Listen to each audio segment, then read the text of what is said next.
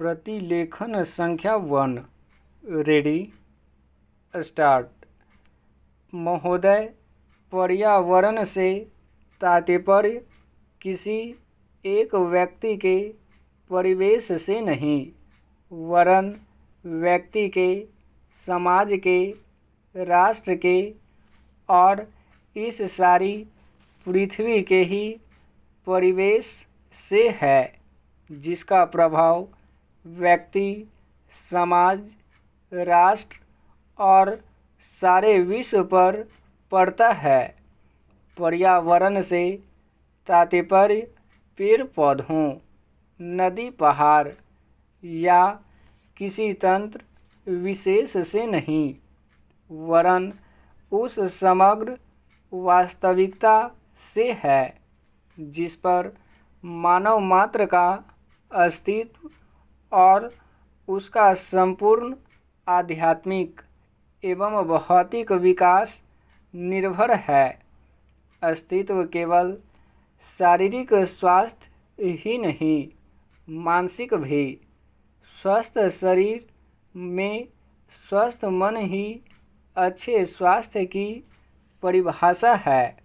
शारीरिक स्वास्थ्य हमारे आहार पर निर्भर है, जिसका स्रोत इस पृथ्वी का जल थल वायुमंडल है। मानसिक स्वास्थ्य भी प्रकारांतर से इन्हीं पर निर्भर है, क्योंकि जैसा खाए अन्न वैसा बने मन। स्वस्थ जीवन पर सबसे अधिक प्रभाव हमारे चिंतन का, हमारी परंपराओं का और उन सब परिस्थितियों का पड़ता है जो हमारे ऊपर आरोपित हैं या की गई हैं या की जा रही हैं। इसलिए पर्यावरण या परिवेश में जल थल वायु ही नहीं, बल्कि वे सारे घटक महत्वपूर्ण हैं जिनका कुछ भी प्रभाव हमारे जीवन पर, हमारी क्रियाशीलता पर पड़ता है, जैसे हमारे विचार, हमारे आचरण और हमारी परंपराएं एवं संस्कृति आदि।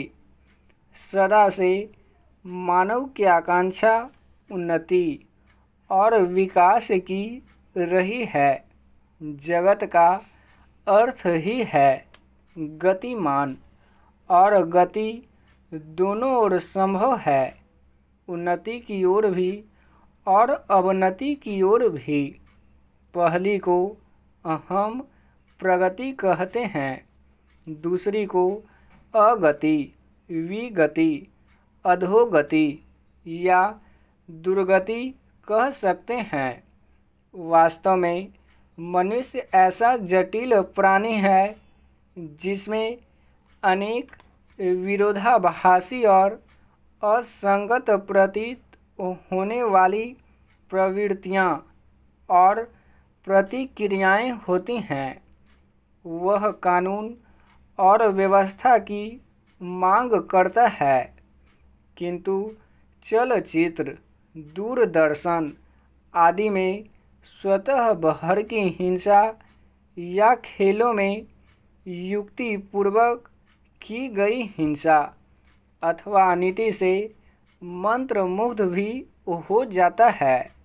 मनुष्य अपनी ही जाति या वर्ग के व्यक्तियों के प्रति प्रायः बहुत अधिक प्रतिद्वंदी होता है, किंतु कोई बाहरी खतरा उपस्थित होने पर उनके प्रति हद से ज़्यादा सहयोगी बन जाता है।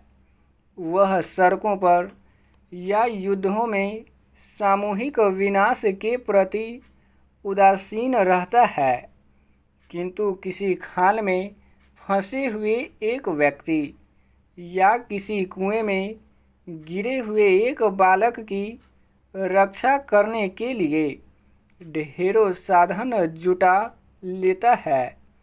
कुछ विद्वान कहते हैं कि मनुष्य बंदर की संतान हो या न हो, किंतु उसमें खालिश बंदर की द्वैध प्रकृति प्रायः ही होती है।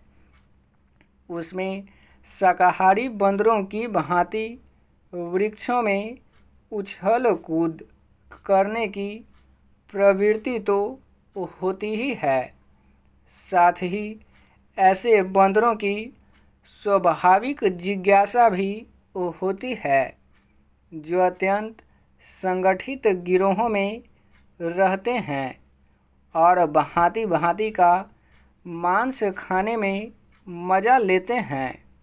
मनुष्य की ऐसी परस्पर विरोधी इच्छा आकांक्षाओं से निपटना असंभव होता है, फिर भी किसी प्रकार का संतुलित मध्यम मार्ग अपनाना अनिवार्य होता है। यही बुद्धिमानी का रास्ता है। विद्वानों ने मानव की मूलभूत आवश्यकताओं को 5 स्तरों में रखा है। स्टॉप।